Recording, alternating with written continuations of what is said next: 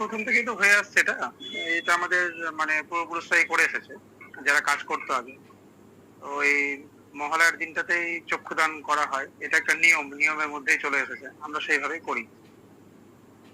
আর দেবীপক্ষ শুরু হয় সেই কারণে এটা করে। না, সবারটা বলতে পারবো না, তবে এটাই নিয়ম, তাই বলে আর কি। এটা মহালয়ায় এসে ওই অমাবস্যা যখন হয়, হ্যাঁ, আজকে তো অমাবস্যা, এরপরে 1 মাস পরে হচ্ছে কালী পুজো, এই এই অমাবস্যাতেই হয়। আজকে সকাল সকালেই শুরু করেছি, ওই মোটামুটি ছটার দিকে, সকাল 6টা থেকে শুরু করেছি, করে এটা এই মানে দুর্গাটা সম্পূর্ণ করেছি। সজল বন।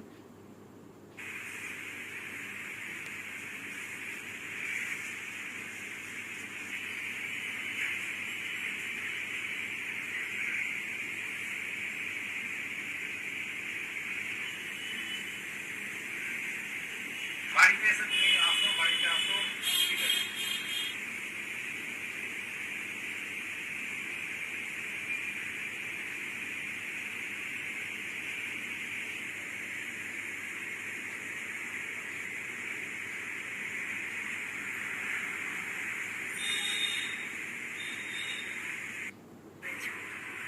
এটার একটা বিশেষত্ব, এখন বর্তমান যা পরিস্থিতি, মহালয়ার দিন ওপেনিং হয়ে যাচ্ছে, তো চক্ষুদান যদি আমি মহালয়া করি তাহলে কিভাবে হবে?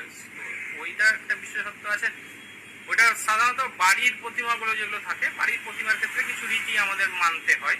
তো ওইগুলো বাড়ির প্রতিমার ক্ষেত্রেই হয়, ক্লাবের প্রতিমার ক্ষেত্রে অতটা পেরে ওঠা যায় না। আমরা এটাই শুনে আসছি যে মহালয়ার দিন মায়ের চক্ষুদান হয়, এই শুনে আসছি। এখন ওইটার কি নিয়ম আছে, কি রীতি আছে, সেটা সঠিক আমার জানা নেই, কিন্তু যা শুনে আসছি সেটা তো তার তো বাস্তবতা কিছু রয়েছে। ওই বাড়ির প্রতিমাগুলো যেগুলো আছে, ওটা সকাল থেকে ওইগুলো